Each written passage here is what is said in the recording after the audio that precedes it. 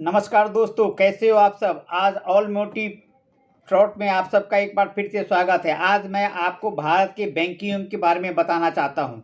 भारत का सबसे पुराना बैंक और सबसे बड़ा बैंक वो एसबीआई होता है। उसके बाद आते हैं कि 12 नेशनलाइज बैंक आते हैं। उसके बाद अब मैं आपको बताऊं कि ये तो गवर्नमेंट के बैंक हो गए। प्राइवेट बैंक कौन कौन से हैं उनके बारे में ज़्यादा आज बताने वाला हूँ। तो प्राइवेट बैंक हमारे बीच में कौन है कि सबसे पहले होता है एक्सिस बैंक है।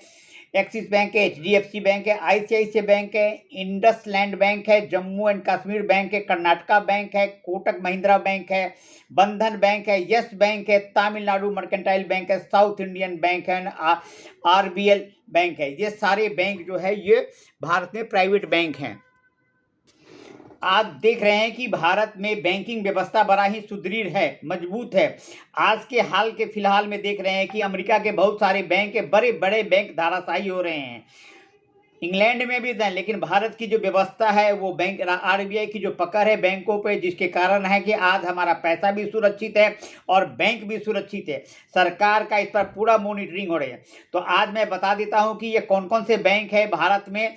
सबसे पहला जो बैंक मैं बताने जा रहा हूं वो एक्सिस बैंक है। 1993 में अहमदाबाद में खुला था। आज के डेट में इसे मोर लेस भी हो सकती है। 4,594 ब्रांचेज है। एचडीएफसी की ब्रांचेज अगस्त 94 में इंडिया में खुला था और 5,608 ब्रांचेज है। आईसीआईसीआई बैंक का है 1994 में बड़ौदा में खुला था और इसके ब्रांचेज है 5,266 है। इंडस बैंक है अप्रैल 1994 में खुला था और 2015 तक ये ब्रांच है। ये आपको पता है, यहाँ तक की ब्रांचेज है। कहाँ से? इंडस बैंक तक के लिए हमने आए हैं।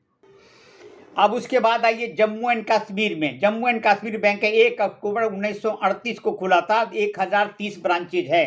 कर्नाटका बैंक 18 फरवरी 1924 को खुला था और ओपनिंग एस्टेब्लिशमेंट हुई थी और 875 ब्रांचेज है। कोटक महिंद्रा बैंक फरवरी 2003 में खुली थी और 1604 ब्रांचेज है। बंधन बैंक 2015 में खुली थी। इसके ब्रांचेज है 1147 है। और उसके बाद आइए तमिलनाडु मर्केंटाइल बैंक है। इसका है 11 मई 1921 को खुला है, रिसेंटली खुला है और 509 ब्रांचेज है। साउथ इंडियन बैंक 29 जनवरी को, हाँ ना 1921 को खुला, 1921 को खुला था तमिलनाडु मर्केंटाइल बैंक। और साउथ इंडियन बैंक है 29 जनवरी 1929 को 935 ब्रांचों के साथ है। और आरबीएल है रॉयल बैंक लिमिटेड है, जिसको है ना कि इसमें कितना अगस्त 1943 में एस्टेब्लिशमेंट हुआ था। 435 ब्रांचेज है। नैनीताल ब्रांच एक है, नैनीताल बैंक है 1922 में है, 160 ब्रांचेस है। करूर वैश्य है 1916 में है, 811 ब्रांचेस है। कर्नाटका बैंक है 18 फरवरी 1924 है, 875 है। और आईडीएफसी बैंक तो अक्टूबर 2015 में खुला है, 596 ब्रांचेज है। आईडीबीआई बैंक 1 जुलाई 1964 को खुला है, 1884 ब्रांचेज है। फेडरल बैंक है 23 अप्रैल 1931 को नंदीपुरम में खुला है, निंदुपुरम में, और 1272 ब्रांचेज है। धनलक्ष्मी बैंक है, ये 14 नवंबर 1927 का है, 245 ब्रांचेज हैं। अब आइए डीसीबी बैंक 1930 को खुला है, 352 ब्रांचेज है। सिटी यूनियन बैंक 1904 को खुला है, 702 ब्रांचेज है। और सीएसबी बैंक एस्टेब्लिशमेंट हुआ था 26 नवंबर 1920 को त्रिशूर में, 512 ब्रांचेज है। तो ये हमारी प्राइवेट बैंकों की है। अब आया गया कि एक्सिस बैंक में सारे बैंकों में रखने क्या फ़ायदा है। अब प्राइवेट बैंक में पैसा रखना, इस कौन सी बैंक में पैसा रखना, ये सब आपके ऊपर है। सारे बैंक अच्छे आरबीआई के कंट्रोल में है, इसलिए कभी भी ऐसा मत सोचिए कि प्राइवेट बैंक से फ़ायदा क्या है, नुकसान क्या है। तो दोस्तों, प्राइवेट बैंक से बहुत सारे फ़ायदे हैं। सरकार बैंक से ज़्यादा सर्विस इनकी अच्छी होती है सरकारी बैंकों से।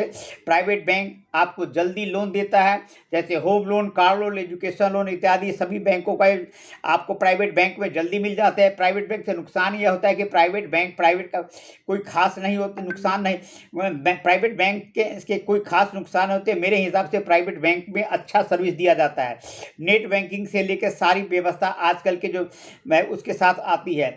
अब कितने सरकारी बैंकों को प्राइवेट किया गया है, तो जिसमें कि 4 बैंकों को और किया गया, इस तरह 12 बैंक हो जाएंगे, जिसमें से बैंक ऑफ महाराष्ट्र है, दूसरा है बैंक ऑफ इंडिया का नाम है लेकिन अभी पक्का नहीं है, तीसरा नाम है इंडियन ओवरसीज बैंक है, चौथा है सेंट्रल बैंक ऑफ इंडिया है। सरकारी बैंक और प्राइवेट में फ़ायदा क्या है ये भी जानना जरूरी है कि इसका पहला अंतर की बात करें तो सरकारी बैंक सरकार के द्वारा चलाया जाता है, उस पर एक पूरा अधिकार सरकार का होता है। प्राइवेट बैंक में किसी एक व्यक्ति द्वारा चलाया जाता है, जो प्राइवेट बैंक का अधिकार जो व्यक्ति चला उसी का होता है। इसके अलावा कोई भी प्राइवेट बैंक चला रहा है तो उस पर काफ़ी कुछ करना होता है, यानी कि बैंक इंडिया में चल रहा है तो इंडियन बैंक के हिसाब से इंडिया के हिसाब से चलना पड़ता है, चाहे वो फॉरेन बैंक क्यों नहीं हो। इस तरह करके होता है। तो differences between government bank private bank में तो समझ में आ गया। इसके अलावा भी कई तरह के सारे फ़ायदे हैं प्राइवेट बैंकों में, आपको हम बताते जाएंगे। आपको जब भी कुछ पूछना हो, ये मेरा यूट्यूब चैनल है, उसको देखते रहिए, लाइक करते सब्सक्राइब करिए। कैसा लगा है आप हमें बताएंगे, हम और भी अच्छी बातें बताते रहेंगे। धन्यवाद।